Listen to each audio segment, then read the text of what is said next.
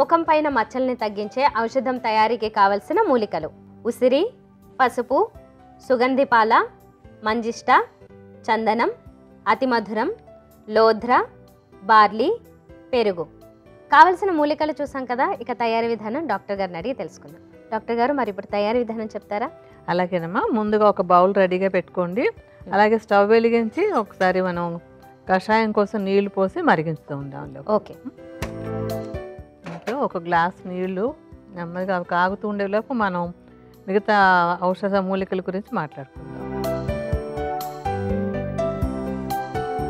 ఇందులో మనం మొట్టమొదటి తీసుకునేది ఏంటంటే ఉసిరి.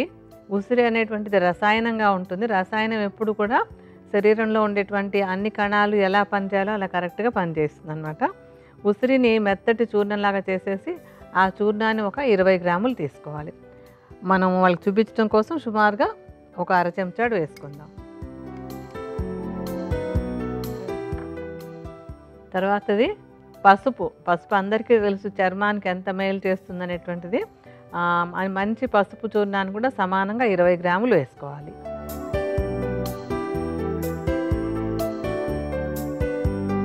తర్వాత ఇది ఎస్టి మధు. ఎస్టి మధు కూడా చర్మానికి చాలా చక్కటి టానిక్లా పనిచేస్తుంది, రక్తశుద్ధి చేస్తుంది, అలాగే ఒక రసాయనంగా కూడా పనిచేస్తుంది. ఇది ఎస్టి మధు చూర్ణం కూడా 20 గ్రాములు వేసుకోవాలి.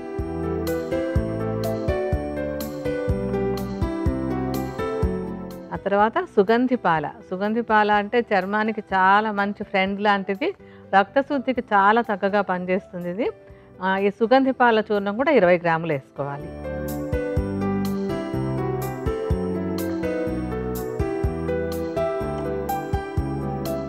తర్వాత మంజిష్ట. మంజిష్ట కూడా చర్మానికి మంచి మేలు చేసేటువంటిది, రక్తశుద్ధికి ఉపయోగపడేటువంటి మూలిక. మంజిష్ట చూర్ణం కూడా 20 గ్రాములు వేసుకోండి. చందనం. చందనం అంటేనే చర్మానికి మేలు చేసేదని అందరికీ తెలిసినటువంటి విషయం. ఈ చందనం చూర్ణం కూడా 20 గ్రాములు వేసుకోవాలి.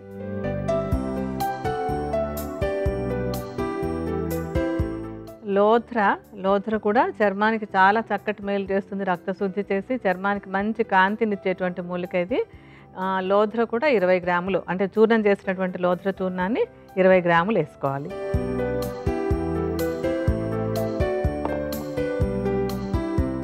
ఇప్పుడు మన ఔషధం తయారు చేసుకోవడానికి కావాల్సిన మూలికలన్నీ వచ్చేసాయి. అన్నిటిని బాగా కలిపేసుకుందాం.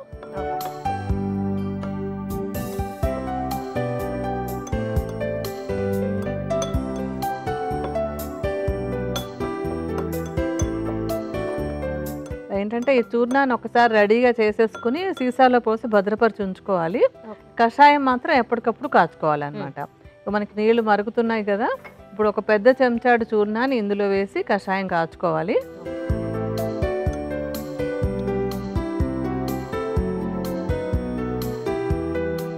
అంటే మనకి ఎప్పుడు కషాయం అంటే సన్నటి మంట మీద సగం ఎగిరే వరకు కాచుకోవాలి కదా, సగం ఎగిరే వరకు మరిగించుకుందాం. ఇది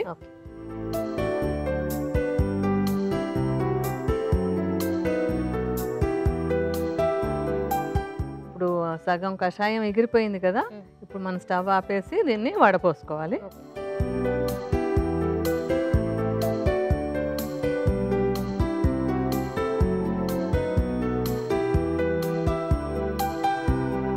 ఇప్పుడు ఈ మచ్చలు తగ్గించేటువంటి ఔషధం, అంటే రక్తశుద్ధి చేసేటువంటి ఔషధం రెడీ అయిపోయింది. అంటే కడుపులోకి తీసుకునేటువంటి ఔషధం రెడీ అయిపోయినట్టు అనమాట. ఓకే డాక్టర్ గారు, మరి దీన్ని ఎప్పుడెప్పుడు ఏ విధంగా తీసుకోవాలి చెప్పండి. ఇలా ఏంటంటే ఈ కషాయాన్ని ఎప్పటికప్పుడు తయారు చేసుకుని ఒక 30 నుంచి 40 మిల్లీలీటర్ల పరిమాణంలో ఉదయం ఒకసారి, సాయంత్రం ఒకసారి, అంటే ఆహారం తీసుకుని ఒక 15 నిమిషాల తర్వాత ప్రతిరోజు తీసుకుంటున్నట్టయితే మచ్చలు నిదానంగా తగ్గుతాయి అన్నమాట. ఎందుకంటే ఏదో 4 రోజులు 6 రోజులు వేసేసుకొని తగ్గిపోవాలనుకోకూడదు. చర్మం మీద ఉన్న మచ్చలు తగ్గడానికి కొంచెం టైం పడుతుంది. ఓర్పుగా ఒక 3-4 నెలలు కనుక ఇట్లా రెగ్యులర్గా తీసుకున్నట్టయితే ఈ మచ్చలు తగ్గడానికి ఈ కడుపులోకి తీసుకునే ఔషధం చక్కగా ఉపయోగపడుతుంది. అలాగే మనం పైపుతో కూడా ఒక చాలా సింపుల్ టిప్ ఒకటి చూపిద్దాం, చిట్కా లాంటిది. పైపూతగా అంటే మచ్చల మీద క్రీమ్ రాసుకుంటారు కదా, అలా క్రీమ్ లాగా రాసుకోవడానికి బార్లీ గింజలు మనకి ఈజీగా దొరుకుతాయి. బార్లీని మెత్తటి పొడిలాగా చేసేసుకోవాలన్నమాట. లేదా కొన్ని చోట్ల బార్లీ పౌడర్లా కూడా రెడీమేడ్గా దొరుకుతుంది మనకి.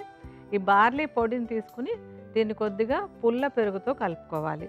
మనం చిన్న బౌల్లోకి ఒక చిన్న చెంచాడు బార్లీ చూర్ణం వేసి దానిలో తగినంత పెరుగు, అంటే ఒక పేస్ట్ లాగా తయారయ్యేలాగా పెరుగు కలుపుదాం.